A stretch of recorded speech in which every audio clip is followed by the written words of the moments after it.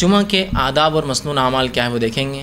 میں احادیث اور کچھ قرآنی آیتیں رکھتے چلوں گا اور اس کے بعد پھر اس کو ترتیب وار پوائنٹ وائز بتاؤں گا کتنی چیزیں ہم نے اس سے سیکھی. آئیے جو بات پتہ چلتی ہے جمعہ کے دن جو کرنا ہے وہ یہ ہے کہ جو جمعہ میں جو شریک ہو وہ نہا لے. اور رسول اللہ صلی اللہ علیہ وسلم کا اس کے تعلق سے فرمان ہے, صحیح مسلم کی روایت ہے, صحیح بخاری میں بھی یہ روایت آتی ہے. آپ نے فرمایا غسل الجمعۃ واجب علی کل مسلم, جمعہ کے دن غسل کرنا ہر مسلمان پر واجب ہے. مطلب جس کی طاقت ہو, استطاعت ہو, صحت ہو, سہولت ہو, چیزیں مہیا ہو, حمام ہو, اور جو کچھ چیزیں انسان کو لوازمات لگتی ہے ایک نہانے کے لیے, اگر وہ سب ہو تو پھر نہانا. تو جمعہ کے دن کچھ نہ ہو تو کم از کم جمعہ کو نہانا ہے. غلط فہمی کا کوئی شکار نہ ہو کہ صرف جمعہ کو نہانا ہے. کچھ نہ ہو تو, چونکہ عرب کے علاقوں میں پانی کی قلت تھی, تو اگر کوئی انسان پانی کی قلت بھی ہو تو اتنا پانی ہفتے بھر میں سیو کر سکتا ہے, بچا سکتا ہے کہ ایک بار تو بھی کم از کم نہائے. الحمدللہ ہم جن علاقوں میں رہتے ہیں یہاں پانی کی بکثرت فراوانی ہے, اور جس علاقے میں اللہ کے رسول صلی اللہ علیہ وسلم اور دیگر صحابہ بھی رہے تھے آج وہاں بھی پانی کی بہت زیادہ فراوانی ہے, بہت آیت ہے. لیکن کچھ لوگ ایک دن آڑ نہاتے ہیں, کچھ لوگ صحت کی وجہ سے 2 دن آڑ نہاتے ہیں, کچھ لوگ صحت کی خرابی کی وجہ سے 3 دن آڑ نہاتے ہیں. مطلب ہفتے میں 2 بار ان کا ہوتا ہے. انسان کی صحت ہوتی ہے, حالات ہوتے ہیں, جسمانی کیفیتیں ایسی نہیں ہوتی کچھ لوگوں کی کہ ہر بار نہا سکے, بڑھاپا ہے ساتھ نہیں دیتا ہے, صحت کی کمزوری, جوان ہے لیکن بیمار ہے, بہت چیزیں ان کم از کم ایک بار. اور جمعہ کے دن تو خاص طور سے عادت کے لیے, تاکہ بچوں کو عادت ہو, بیوی کو عادت ہو, گھر والوں کو عادت ہو, سب کوشش کرے کہ جمعہ کے دن نہائے. یہ پہلا کام ہمیں جمعہ کے دن کرنا ہے. اور اگر کوئی انسان شادی شدہ ہے تو وہ کوشش کرے کہ رات اپنی بیوی سے ہم بستری کریں, اس لیے کہ غسل جنابت جمعہ لینے کا بھی ایک فضیلت ہے. انشاءاللہ آگے آئیں گی وہ فضیلت بھی. تو عام آدمی بھی غسل لے, بچے بھی غسل لے, بڑے بھی غسل لے. سہولت ہو تو ایک انسان جنابت کی حالت میں ہو, خود بھی نہائے اور اپنی بیوی کو بھی نہلائے, یہ معنی ہے اس کا. بہرحال دوسری چیز جو بہرحال ہم یاد رکھیں گے جمعہ کے دن جو کرنے کی, اچھے اور صاف ستھرے کپڑے پہنیں اور خوشبو کا استعمال کریں اور تیل کا استعمال کریں. اس لیے کہ نبی اکرم صلی اللہ علیہ وسلم فرماتے ہیں, اور حدیث کے الفاظ یوں ہیں, علی کل مسلم غسل یوم الجمعۃ, کہ ہر مسلمان پر جمعہ کے دن غسل ہے. پھر آگے فرماتے ہیں وَيَلْبَسُ مِن صَالِحِ ثِيَابِهِ, اور جو اس کے کپڑوں میں اچھے کپڑے ہو ان کپڑوں کو وہ جو ہے اچھے کپڑوں کو اپنے زیب تن کرے, مطلب اپنے اوپر ڈالے یا وہ پہنے. مطلب آپ کے پاس جو کچھ کپڑے ہیں ان میں جو بیسٹ کلوتھس ہے, جو سب سے اچھے کپڑے ہیں, ان کپڑوں کو آپ اپنے جسم پر ڈالے, اس لیے کہ جمعہ کا دن ہے.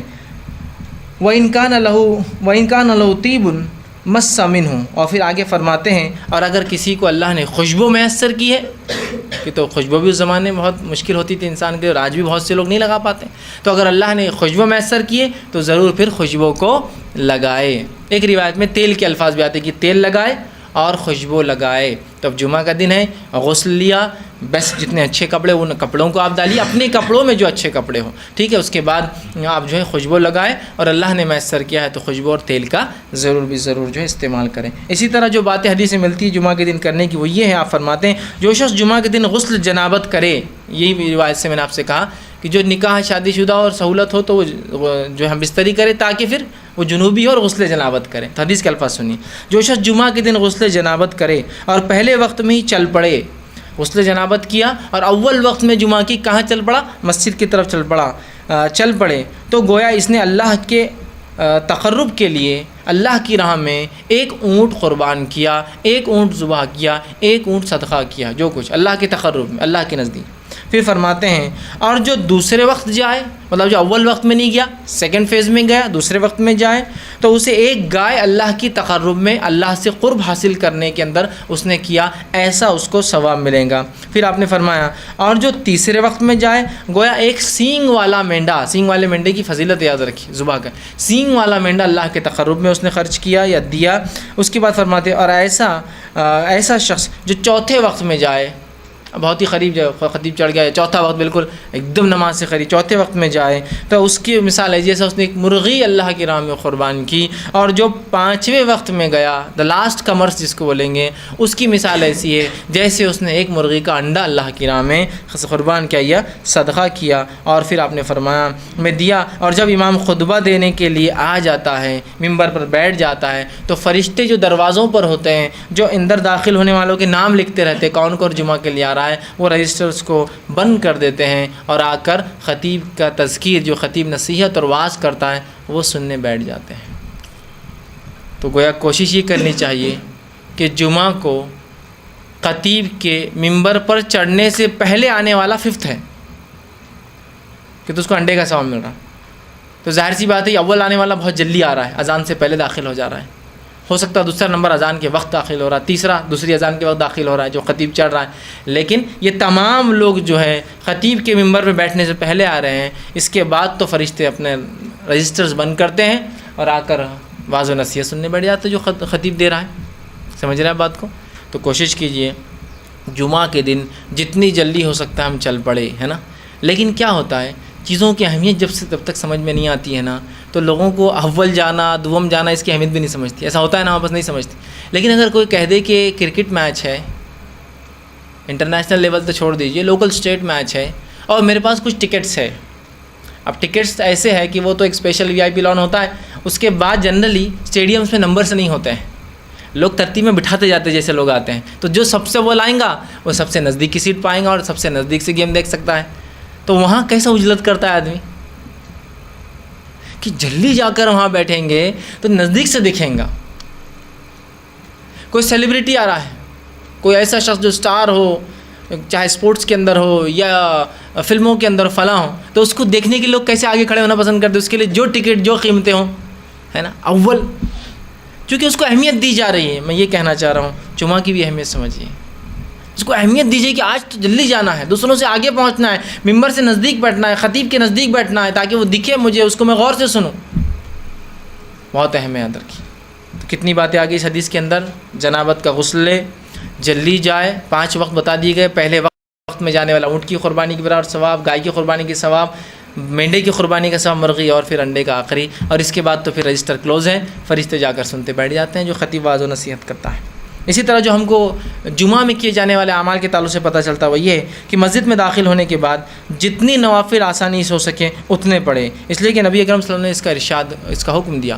آپ جمعہ کے لیے داخل ہوئے مسجد میں, جتنے نوافل آپ آسانی سے پڑھ سکتے ہیں اتنے نوافل جمعہ کے دن پڑھنے کی آپ کوشش کریں. آپ صلی اللہ علیہ وسلم فرماتے اور کہتے ہیں, یہ صحیح بخاری کی روایت, آپ نے فرمایا جو شخص جمعہ کے دن غسل کرتا ہے اور استطاعت کے مطابق اچھی طرح وضو کرتا ہے, غسل کرتا ہے اور استطاعت کے مطابق اچھی طرح غسل کرتا ہے, ٹھیک, بہت پرفیکٹلی اپنے جو وضو کو کرتا ہے اور تیل یا خوشبو لگاتا ہے, سر میں تیل لگاتا ہے, جسم پہ خوشبو لگاتا ہے, پھر مسجد میں پہنچ جاتا ہے اور 2 آدمیوں میں فرق نہیں کرتا. مسجد میں جب پہنچتا ہے تو اس کو ہٹا کے نہیں جاتا ہے, جہاں جگہ ملی وہاں رکتا ہے. لیکن اس کا ہرگز مطلب نہیں کہ آگے والوں نے اگر صفیں چھوڑ دی تو آپ پیچھے کر دیں گے, پھر تو آپ ان کو توڑ کر جائیں گے. لیکن آگے فل ہونے کے بعد بھی کچھ لوگ جاتے ہیں, ان کو منع کیا گیا ہے. ٹھیک, صف بندی کی آداب یہی, پہلا آنے والا پہلا بیٹھیں گا, دوسرا آنے والا پھر ترتیب میں ہوں گا. ٹھیک, ہاں بس دینی مجالس میں الٹا ہوتا ہے, لوگ پیچھے سے بھرتے ہیں, دنیا مجالس آگے سے بھرتی ہے. کھانے میں آپ پیچھے رہنا چاہتے ہیں آگے رہنا چاہتے ہیں؟ دعوت میں اگر دروازہ کھل رہا ہے تو آپ پیچھے رہنا چاہتے ہیں آگے رہنا چاہتے ہیں؟ آگے. لیکن دینی مجلس میں اگر کوئی دروازہ کھول رہا ہے تو آ رہا ہوں. اور جمعہ کے دن تو جب دوسری اذان کے بعد وآخر دعوانا ان الحمد للہ رب العالمین بولتے دکان چھوڑ کے بھاگتے آتا ہوں میں, چونکہ آپ میرے کو معلوم ہو گیا اب خطیب ختم کیا, اب جماعت کھڑی ہونے والی ہے, اور اتنے 10-15 سیکنڈ میں پہنچ جاتا ہوں. دینی مجالس میں پیچھے رہنا چاہتے ہیں, دنیائی مجالس میں آگے. منسٹر آ رہا ہے, آگے رہنا چاہتے ہیں پیچھے رہنا چاہتے ہیں؟ آگے رہنا چاہتے ہیں. ہاں کوئی عالم دین آ رہے ہیں تو مل لو, تم ملو, میرے کو کیا ضرورت ہے نا. یہ لوگ ویسے ہی بور کرتے, عالم دین یہ بتاتے وہ بتاتے, ان سے ملنے کے لیے سمجھ رہے آپ. تو ہم نے دین کو سیکنڈ دیکھیے, ہم نے انکانشیسلی بولیے سمجھداری سے یا غیر سمجھی طور سے دین کو دوسرا تیسرا پتہ نہیں کیا درجہ دے دیا, جبکہ سب سے اول ہونا چاہیے تھا. ٹھیک, تو آپ فرماتے ہیں مسجد پہنچتا ہے, 2 آدمیوں میں فرق نہیں کرتا, ان کو ہٹاتا نہیں ہے, اور جو اس کے لیے مقدر ہے نماز پڑھتا ہے, مطلب نوافل ادا کرتا ہے. اسی سے میں نے کہا جتنی ہو سکے اتنی نوافل میں اضافہ, مقدر پڑھتا ہے. پھر امام کے خطبے میں خاموش رہتا ہے, کوئی آواز نہیں کرتا, سنتا ہے غور سے. خاموش رہتا ہے مطلب غور سے سنتا ہے, رہتا ہے. تو اگلے جمعے تک اس کے گناہ تمام معاف کر دی جاتے ہیں, سوائے اس کے کہ وہ کبیرہ گناہ کوئی نہ کرے. ایک جمعے سے دوسرے جمعے تک اگر نماز میں آتا ہے, اول آتا ہے, نہا کر آتا ہے, خوشبو لگاتا ہے, تیل لگاتا ہے, جلدی پہنچتا ہے, لوگوں میں فرق نہیں کرتا, جہاں جگہ ملی بیٹھ جاتا ہے, غور سے خطیب کو سنتا ہے, خطبے پہ وہ کرتا ہے, جتنی ہو سکے اتنی نافل نماز اضافہ کرتا ہے, تو اللہ آنے والے جمعہ تک کے تمام گناہوں کو معاف کرتا ہے. صغائر صرف یہ ضروری ہے کہ وہ کبیرہ گناہ نہ کرے, ہے نا. کتنی فضیلت ہے جمعہ کی, اور کیے جانے والے اعمال بھی دونوں ایک ساتھ آ رہے ہیں, اس لیے میں نے فضیلت میں الگ سے روایتیں نہیں رکھی. یہ فضیلت بھی ہے اور کیے جانے والے اعمال بھی ہے. ٹھیک. اسی طرح جو بات پتہ چلتی ہے حدیثوں سے کہ کیا کرنا ہے جمعہ کے دن، وہی ہے کہ امام کے آنے پر گفتگو ترک کر دینا اور کسی چیز سے کھیلنا نہیں ہے. مطلب امام آ رہا ہے تو انسان بیٹھتا ہے، کبھی کوئی بات ہو جاتی ہے کہ یہ کر لو، کچھ ہوتا ہے ایسا، کبھی خالی وقت ہے، جلدی پہنچ گئے نا. جماعت ہے سمجھ لیجیے جمعہ کی کھڑی تھی 1:15 بجے اور کوئی انسان 12 بجے پہنچ جائے جبکہ ابھی اذان بھی نہیں ہوئی دوسری، تو وہ بیٹھ سکتا ہے، بات کر سکتا ہے، کوئی چیز ضروری اگر اس کو سمجھتا ہے، کسی کو بات نصیحت کر دے کچھ بیٹھے بیٹھے. لیکن اب خطیب آ گیا تو بالکل خاموش، اور خطیب جب آ گیا اور ممبر پر پہنچ گیا تو خاموشی اختیار کرنا آپ فرماتے ہیں. اور کہتے ہیں، یہ صحیح مسلم کی روایت ہے، آپ فرماتے اور کہتے ہیں اذا قلت لصاحبک یوم الجمعۃ والامام یخطب انصت فقط لغوت. اگر تو نے مطلب اتنا خاموش رہنا ہے کہ اگر تو نے جب امام آ جائے ممبر پر اور خطبہ دے اور اپنے بھائی سے یہ کہا خاموش رہو، تو تو نے لغو کام کیا، تو نے اپنے جمعہ کو ضائع کر دیا. اب آپ کہیں گے یہ کیسی بات ہے کہ ایک آدمی دوسرے آدمی کو کہہ رہا ہے خاموش رہو، تو اس میں کیا غلطی ہے؟ اس میں بڑی حکمت ہے، بڑی حکمت ہے. ایک آدمی مسجد میں آ کے نیوسنس کریٹ کر رہا ہے، کچھ ہی باتیں کر رہا ہے نا، لیکن اس کی آواز ایک آدمی کی ہے. اب اگر پوری مسجد بولیں گے تو پھر کیا ہوگا؟ پوری مسجد نیوسنس کریٹ کرنا شروع کر دیں گے. حکمت کیا کہی گئی؟ اس کو کہنے دو، تم کچھ مت کہو اسے، اس لیے کہ اگر تم اس کو خاموش کہو گے خاموش بیٹھو، تم نے لغو کیا. پھر ایک بچہ چلا رہا ہے، ایک کی آواز ہے، اگر اس کو بڑا بچے گا چھپ جمعہ کی نماز خاموش بیٹھ، اس سے ہوں گا کیا؟ 2 ہوں گے. پھر وہ دوسرا دیں گا جمعہ ہے نا تم کو سمجھتا نہیں کہ خاموش رہنا. تیسرا بولیں گے ارے یار تم لوگ پورے آواز کر رہے، جمعہ کے دن خطیب کھڑا ہے. پھر خطیب پریشان ہے، کہیں کیا چل رہا ہے اس مسجد کے اندر یار، کوئی سننے کو تیار ہے نا. تو کیسی حکمت ہے کہ کوئی کسی کچھ نہ کہے، آٹومیٹک سب خاموش ہو جائے. کوئی آواز کر رہا ہے کرنے دیجیے، آپ خاموش رہیے، آپ کی خاموشی اس کے لیے دلیل ہے خاموش ہونے کی. تو اتنا جمعہ کا ادب ہے اور اتنا خطیب کی خطبہ دیتے وقت خاموش رہنا ہے کہ آپ کسی کو اس کی غلطی پر ٹوک بھی نہیں سکتے یا اس کو یہ بھی نہیں کہہ سکتے تم خاموش بیٹھو، اس لیے کہ تمہارا یہ بولنے سے پوری مسجد ڈسٹرب ہونے والی. خاموش تو تم نے بھی لغو کیا، اور آگے روایت میں آئیں گا جس نے لغو کیا جمعہ کے دن اس کی جمعہ نہیں ہوتی. پھر کتنی اہم بات ہے نا. بالکل آواز نہیں کرنا ہے، خاموشی سے بیٹھنا ہے، ٹھیک ہے، اور کسی قسم کی چیزوں سے کھیلنا نہیں. ایک روایت میں فرمایا جو جمعہ کے دن نماز کے لیے آئے اور کنکریوں سے کھیلے، کیونکہ اس زمانے مسجد نبوی ریت تھی، اس میں ریت تو کنکری ہوتی ہے اس کے اندر، کنکریوں سے کھیلے، اس نے لغو کیا، اور جس نے لغو کیا اس کا جمعہ نہیں. اب آج کے زمانے میں چٹائی سے کھیل سکتے ہیں، ہے نا، کچھ بھی مطلب نماز کا وقت ہے اور کچھ بھی پتہ نہیں عجیب و غریب لوگ جو حرکتیں کرتے رہتے ہیں، جیسی کوئی انتہا نہیں. تو یہ لغویات ہے، یاد رکھیے.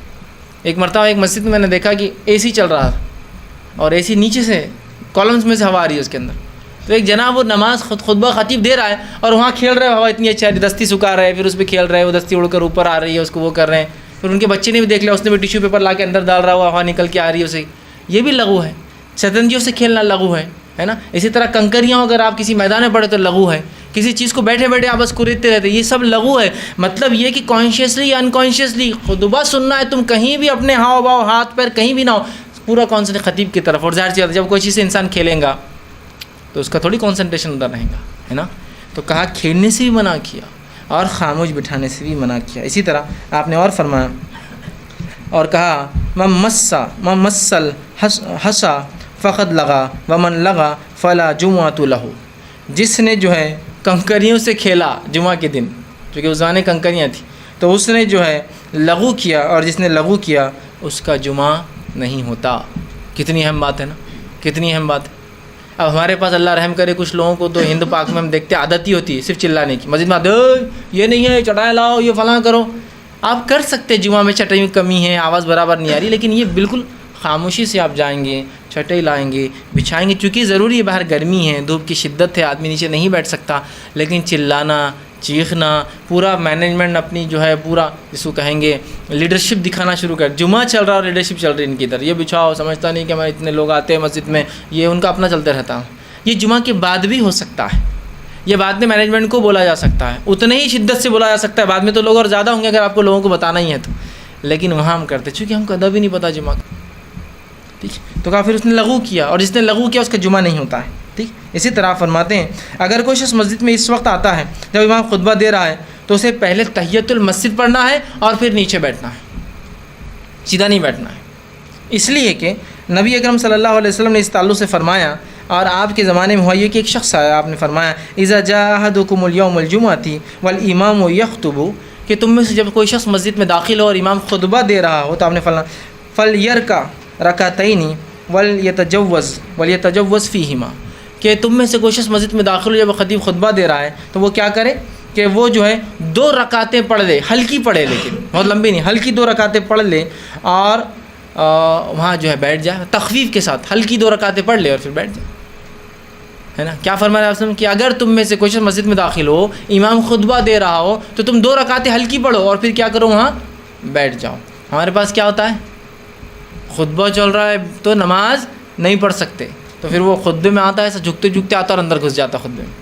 اس کے بعد پھر خطیب خطبے کے بعد, اچھا یہ خطبہ اردو ہے عربی بھی نہیں, یہ بولتے ہیں جس نے نماز نہیں پڑھی پڑھ لے, تو پھر سب پوری مسجد اٹھ جاتی اور ایسا لگتا ہے کبھی کوئی نیا آدمی کو جماعت کھڑی ہو رہی ہے وہ بیچارہ کھڑے ہو جاتا ہے, اگر سمجھو وہ غیر اردو زبان کا آدمی ہے اس کو لگتا ہے سب کھڑی ہو رہی ہے, وہ بھی کھڑا ہو جاتا ہے. بعد میں دیکھتا سب اپنی اپنی نماز مان رہے ہیں, ہر آدمی اپنی اپنی کر رہا ہے. اور اس عمل کی وجہ سے کہ دوران خطبہ ہمارے پاس روکا جاتا ہے نماز پڑھنے سے, جبکہ رسول اللہ نے حکم دیا. بلکہ آپ ایک بار جمعہ کا خطبہ دے رہے تھے, ایک شخص آ کر بیٹھ گیا, آپ نے کہا اے شخص نماز پڑھ لے پھر بیٹھ. وہ شخص کھڑا ہوا, نماز پڑھا اور پھر بیٹھ گیا. آپ نے اسے پڑھنے کا حکم دیا نماز, تاکہ وہ تحیۃ المسجد پڑھے اور اس کے بعد بیٹھے. ہمارے پاس یہ حال ہے کہ کوئی آ کر اگر نماز پڑھے, ارے خطبہ چلا رہا ہوں اردو. ویسے خطبہ جمعہ کے 2 ہونے چاہیے, ہمارے پاس خطبہ جمعہ کے 3 ہوتے ہیں, ہے نا.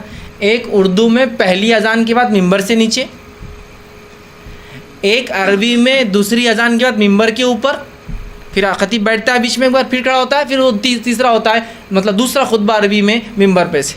جبکہ رسول اللہ کے زمانے میں خطبے صرف 2 ہوا کرتے تھے.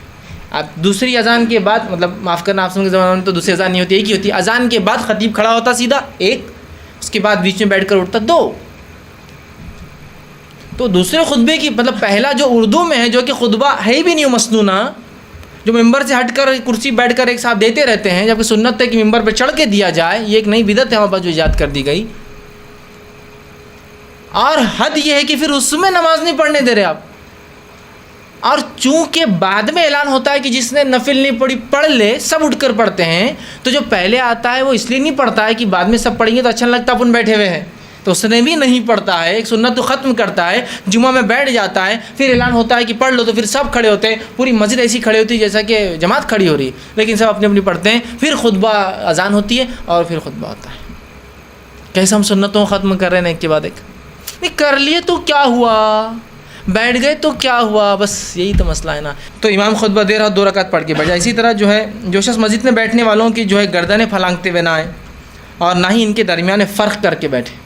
اس لیے کہ آپ کے زمانے میں ایک شخص جمعہ کے لیے آیا اور گردنیں پھلانگتے ہوئے, وہ اوپر سے پیر ڈالتے ہوئے آنے لگا. آپ نے فرمایا اور کہا اجلس فقط ازیت, بیٹھ جا, تو نے تکلیف دی لوگوں کو, اور وہ بیٹھ گیا, چونکہ تکلیف دینے والی بات ہے. ٹھیک. اسی طرح جو ہے جمعہ کی اذان کے بعد خرید و فروخت کرنا یاد رکھیے حرام ہے, دکانیں بند کرنا, اس لیے کہ اللہ نے کہا سورہ جمعہ کی آیت نمبر 9 کے اندر کہ یا ایھا الذین آمنوا اذا نودی للصلاۃ من یوم الجمعۃ فسعوا الی ذکر اللہ وذروا البیع. جب تم اے لوگو ایمان لانے والو اذان سن لو جمعہ کی تو اللہ کے ذکر کی طرف دوڑو, نماز کی طرف دوڑو, خطبہ سننے کے لیے دوڑو, اور اپنے تجارت کو بند کر دو. تجارت بند کرنا یہ کرنا حرام ہے اور بند کرنا واجب ہے ہم پہ. اسی طرح جمعے کی ادب فضیلت اور جو چیز ہم کو کرنا وہ یہ کہ جمعہ کے رات اور دن سورہ کہف پڑھنا چاہیے کبھی بھی جب بھی موقع ملے. رات اور دن سے مراد جمعرات, ہمارے پاس چونکہ وہ جمعرات, وہ جمعے کی رات کو بولتے ہیں جمعرات, اور جمعہ کا دن, اور رات پہلے آتی ہے اسلام میں, دن بعد میں. تو جمعرات جب گزر جاتا ہے اس کی جو رات آتی ہے وہ ہوتی ہے جمعے کی رات, اور دن تو سورہ کہف ان میں سے کبھی نہ کبھی پڑھنا چاہیے. اس لیے کہ آپ نے فرمایا اور کہا, یہ مستدرک حاکم کی روایت اور صحیح, آپ نے فرمایا من قرأ سورۃ الکہف فی یوم الجمعۃ اضاء لہ من نور ما بین الجمعتین. جو شخص سورہ کہف کو پڑھتا ہے تو ایک جمعہ سے دوسرے جمعہ تک ایک نور اس کے لیے جو ہے چمکتا رہتا ہے. تو کوشش کرے جمعہ کے دن سورہ کہف پڑھنے کا اہتمام کرے. اسی طرح جو ہے رسول اللہ صلی اللہ علیہ وسلم جمعہ کے دن جو ہے رسول اللہ صلی اللہ علیہ وسلم پر جمعہ کے دن کثرت سے درود بھیجنا چاہیے.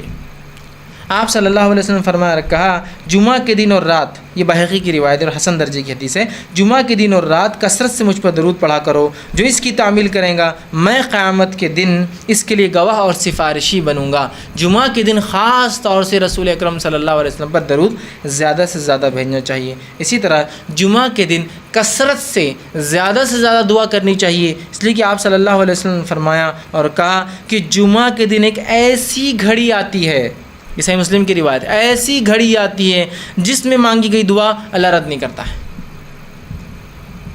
جمعہ کے دن ایک ایسی گھڑی آتی ہے جس سے مانگی گئی دعا اللہ رد نہیں کرتا ہے۔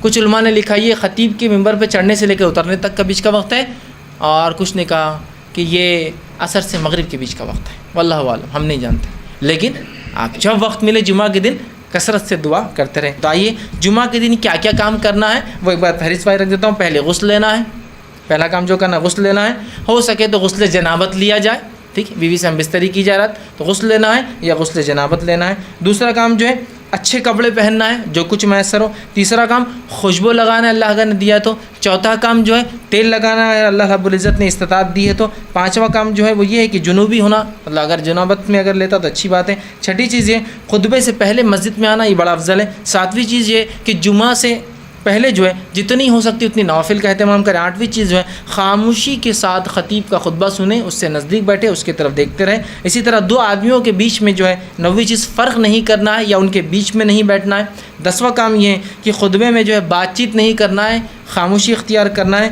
اسی طرح جو ہے 11ویں چیز خطبے میں کسی سے کھیلنا نہیں ہے، بالکل سکون کے ساتھ جو ہے خطبہ سننا ہے۔ 12ویں چیز جو ہے تحیۃ المسجد پڑھ کر خطبے میں اگر بیٹھنا ہے، چاہے خطیب خطبہ کیوں نہ دے رہا ہو جمعہ کا۔ 13ویں چیز یہ ہے کہ جمعہ کے دن اذان کے بعد خرید و فروخت کرنا یہ حرام ہے، اس سے ہم کو اجتناب کرنا ہے۔ 14ویں چیز یہ ہے کہ سورہ کہف کو پڑھنے کی ہم کوشش کریں، مطلب جمعہ کی رات اور دن ملا کے کبھی بھی جب بھی موقع ملے۔ 15ویں چیز یہ کہ رسول اکرم صلی اللہ علیہ وسلم کثرت سے درود بھیجنے کی کوشش کریں، اور 16ویں چیز یہ کثرت سے اس دن دعا مانگیں۔ یہ کام ہم کو جمعہ کے دن کرنے کی کوشش کرنا ہے، یاد رکھیں، ٹھیک۔ اب اس کے بعد